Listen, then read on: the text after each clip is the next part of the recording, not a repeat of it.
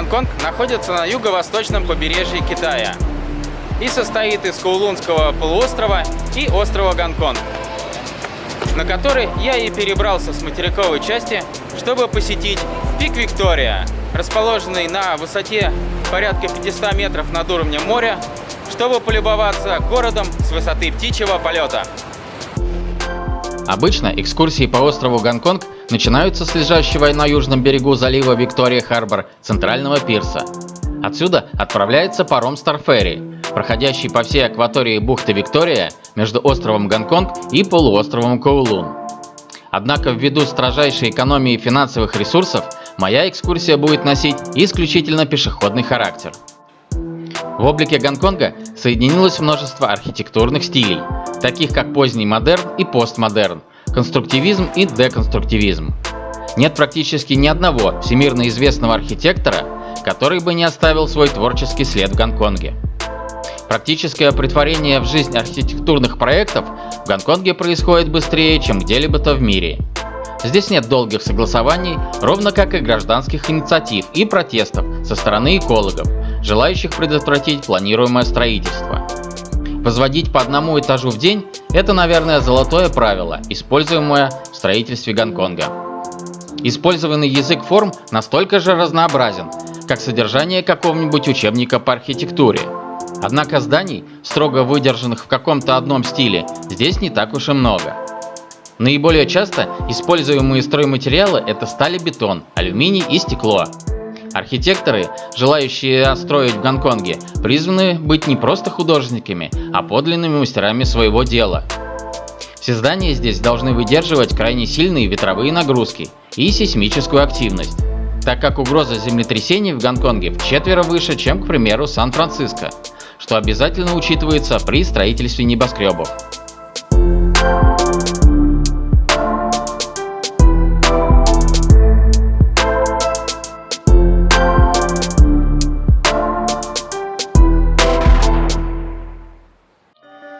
В здании морского вокзала, рядом с одноименным музеем, уютно расположился сувенирный магазинчик, на витринах которого представлено множество интересных товаров на морскую тематику.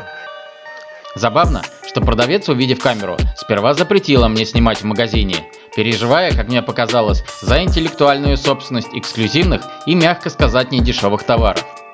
Однако после того, как я уверил ее, что после выхода моего фильма в магазин хлынут толпы покупателей из России, оттаяла и с улыбкой разрешила мне продолжить съемку. Жаль, что по такому же принципу не получается посещать заграничные музеи, хотя в России, признаться, мне иногда удавалось провернуть такие фокусы.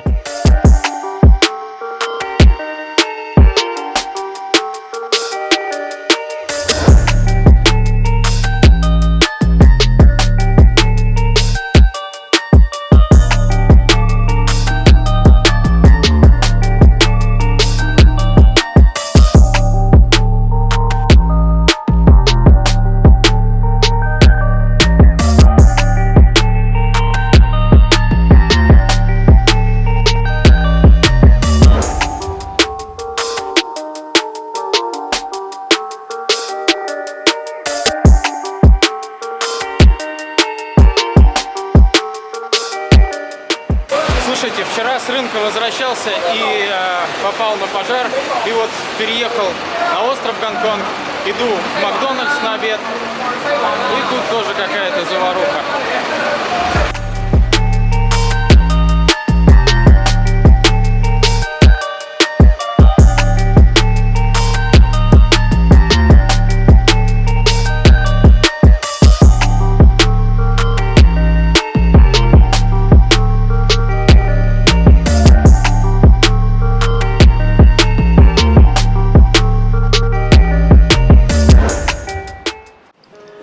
Жемчужина Азии – это один из наиболее распространенных эпитетов, используемых для описания Гонконга.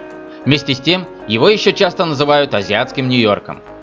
Гонконг – это специальный административный район Китайской Народной Республики. Но в отличие от других городов Китая, почти все его жители свободно говорят по-английски, благодаря колониальному прошлому региона. Гонконг далеко не самый большой город на Земле и даже не самый большой город в Китае. Всего в нем проживает 7,5 миллионов человек.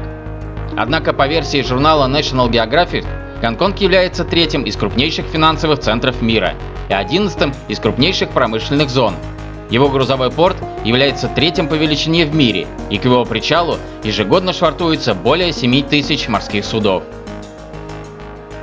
Гонконг славится своими золотыми и валютными рынками, торговлей, промышленностью, киноиндустрией и многим другим. Гонконг зарабатывает и тратит деньги с какой-то немыслимой для других городов и стран скоростью, а по его загруженным улицам ездит больше Роллс-Ройсов, чем где бы то ни было в мире. Остров Гонконг, который дает название городу, включает в себя центральный район мегаполиса, восточное и южное побережье. Большинство небоскребов, в том числе финансовые центры биржи, располагаются именно на этом острове. Это наиболее современный и экономически развитый остров Гонконга, а его центральный район – это политический и финансовый центр всего Гонконга. Наблюдая шикарный блеск и иллюминацию этого коммерческого рая, трудно поверить, что всего каких-то 100 лет назад почти весь этот район был всего лишь пустынным морским дном. Южная сторона острова превратилась в престижный жилой район со множеством больших домов и дорогих квартир, с видом на Южно-Китайское море. Лучшие пляжи острова также находятся именно здесь. Иногда остров Гонконг называют городом Виктория из-за одноименной вершины горы и залива. Пик Виктория – это самая высокая точка острова Гонконг, являющаяся при этом одной из самых популярных достопримечательностей Гонконга. Свое название пик получил в честь английской королевы еще во времена британской колонизации. Пик Виктория поднимается над уровнем моря на высоту 554 метра, имеет неправильную форму и состоит из нескольких вершин, на которых разбиты зеленые парки и оборудованы смотровые площадки с кафе и ресторанами. Архитектура Гонконга, конечно, поражает. Мало того, что здесь одни только небоскребы и нет обычных зданий, так они еще все разные.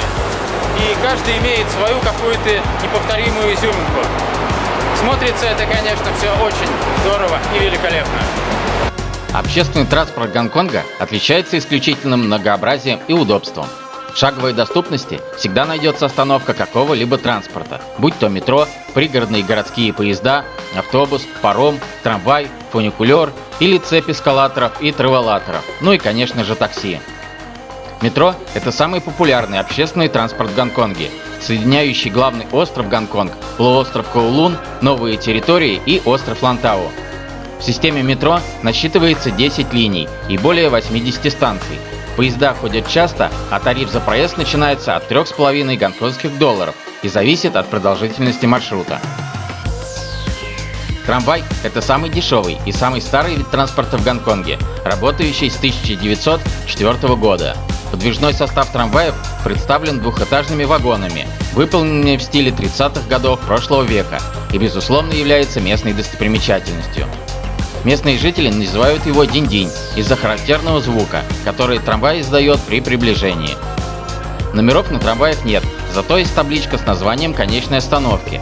Имеется всего 7 маршрутов, и почти все из них проходят через центр города и торговый район, что позволяет не только добраться до пункта назначения, но и совершить обзорную экскурсию по городу. Этому также способствует и невысокая скорость движения трамвая, всего 40 км в час. Стоимость проезда фиксированная и составляет $2,5 гонконгских доллара. Автобус – это дешевый и очень удобный вид транспорта в Гонконге. Сеть автобусных маршрутов охватывает практически все районы Гонконга, кроме его отдаленных островов. Кроме того, это основной общественный транспорт для поездок на южную сторону острова Гонконг, так как метро проходит по его северной стороне. На лобовом стекле автобусов расположено световое табло с номером маршрута, начальной и конечной остановкой, а в скобках часто указана дополняющая информация, например, название жилого массива или какой-либо достопримечательности, рядом с которой он останавливается. Стоимость проезда зависит от расстояния, компании перевозчика и комфортабельности автобуса. В среднем проезд стоит 3-5 гонконгских долларов в пределах одного района города. Паром Старферри – это наиболее быстрый способ перемещения между островом и материковой частью и единственный вид транспорта, на котором можно добраться до отдаленных островов Лама, Ченгчау или Пингчау.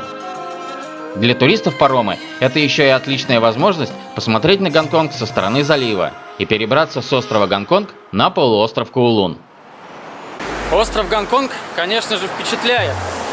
Мало того, что здесь высоченные каменные джунгли, так еще и местами встречаются самые настоящие тропические джунгли с густой растительностью, пальмами и таким спасительной тенью.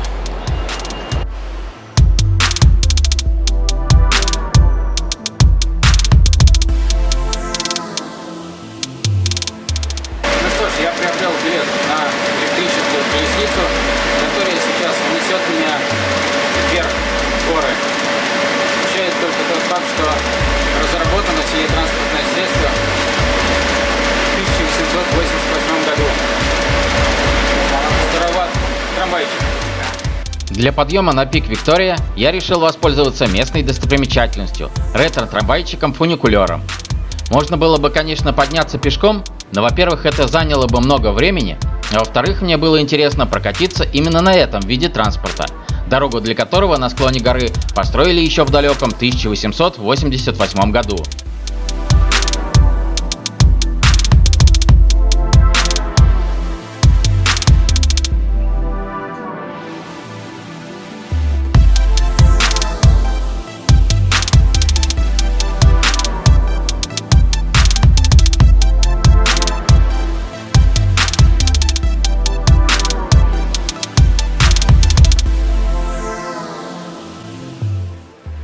Кассы с билетами находятся у подножия горы на станции метро Централ.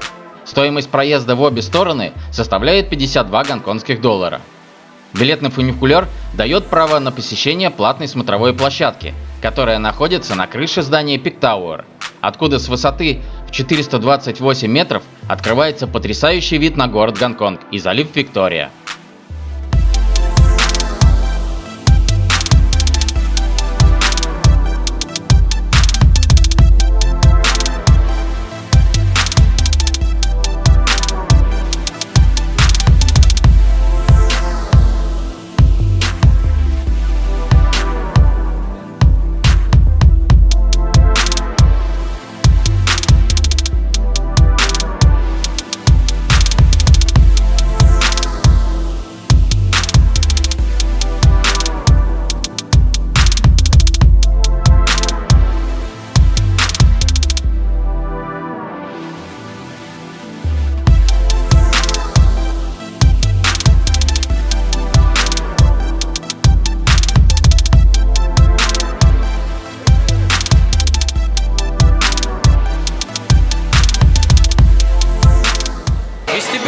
Трамвайной станции на пике Виктория находится знаменитый на весь мир музей восковых фигур Мадам Тюссо, где представлены копии известных и знаменитых людей.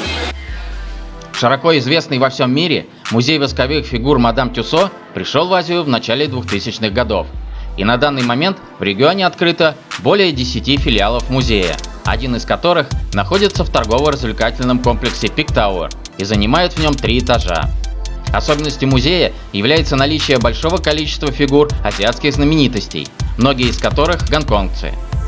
Всего в музее восковых фигур Мадам Тюссо в Гонконге насчитывается около 100 фигур, и выставка разделена на несколько тематических зон, таких как звезды музыки и кино, исторические и национальные герои, спортсмены и гламурный Гонконг.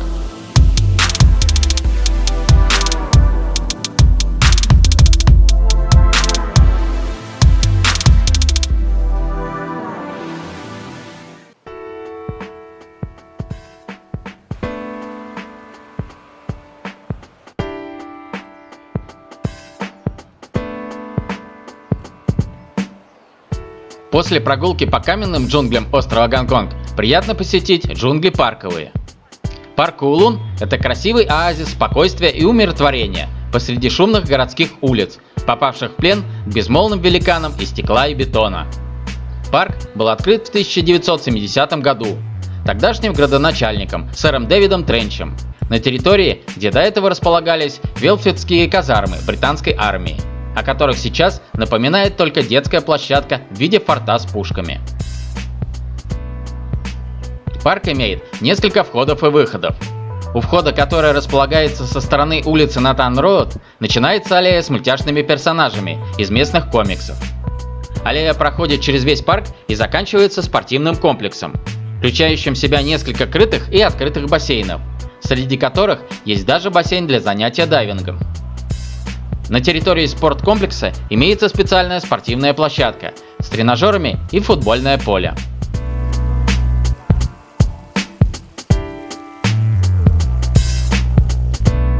В глубине парка уютно расположился китайский садик с традиционной китайской беседкой в центре пруда, которые облюбовали для себя небольшие черепашки.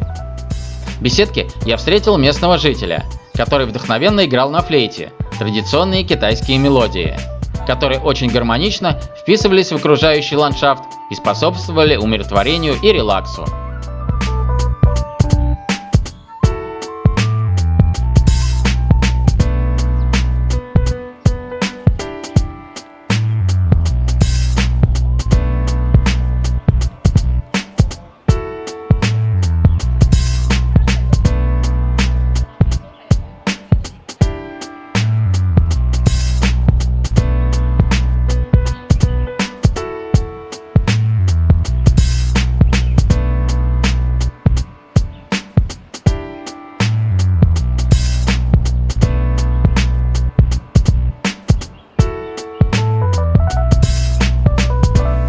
С китайским садом соседствует большое рукотворное озеро с высоким фонтаном в его центре.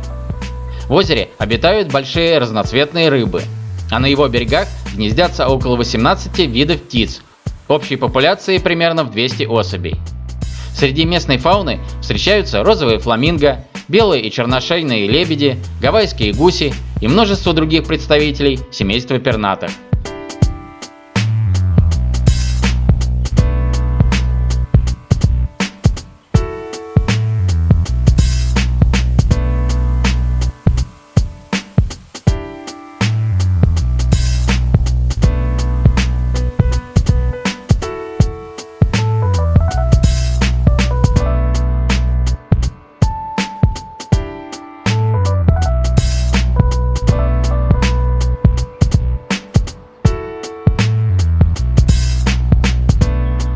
В противоположной от спорткомплекса стороне парка имеется так называемый уголок кунг-фу, представляющий из себя большую открытую площадку, замощенную плиткой, на которой симметрично расположились скульптурные изваяния, выполненные местными и иностранными скульпторами, чтобы создать соответствующую атмосферу для занятий боевыми и духовными практиками.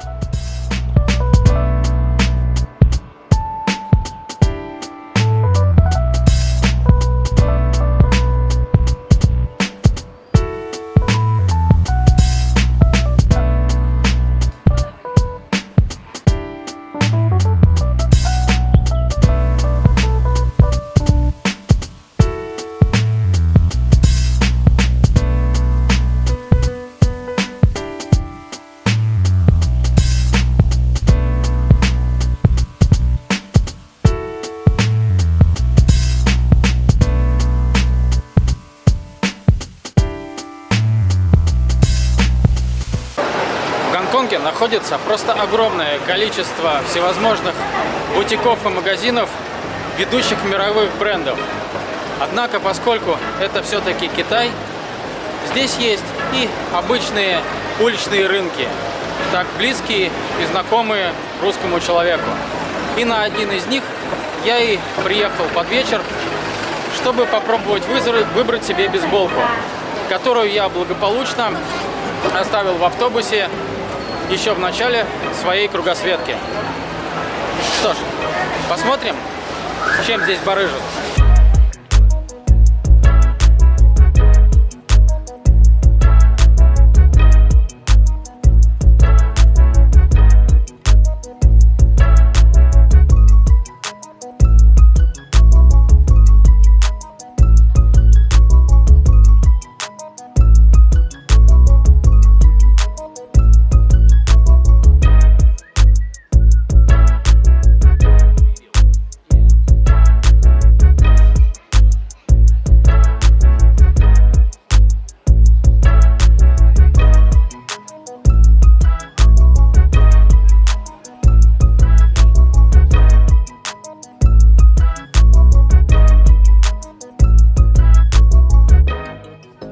Прогулка по ночному рынку не увенчалась успехом.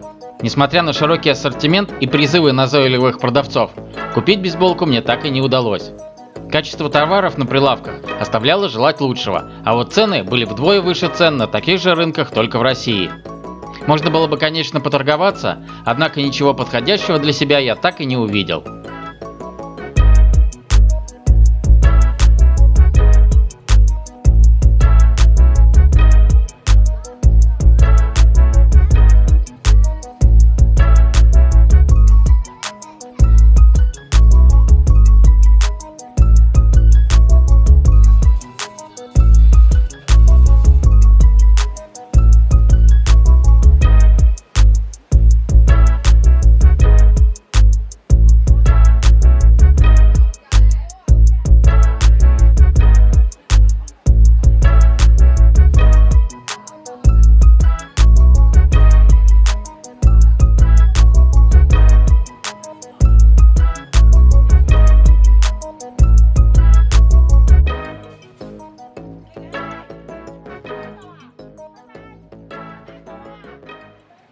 Вечером решил прогуляться до вещевого рынка и на обратном пути застал пожарчик. Несмотря на едкий, источающий пожаром дым, на улице собралось много зевак, которые с большим интересом наблюдали за развитием событий и снимали все происходящее на свои смартфоны. Я тоже сделал несколько кадров для фильма и направился в хостел, чтобы зарядить свои гаджеты, собрать рюкзак и немного отдохнуть перед отъездом в аэропорт. Ведь мое пребывание в Гонконге подходило к концу. В Гонконге 6 часов утра. Город еще спит. Однако не спит водитель круглосуточного автобуса номер 21, который увезет меня сейчас в аэропорт.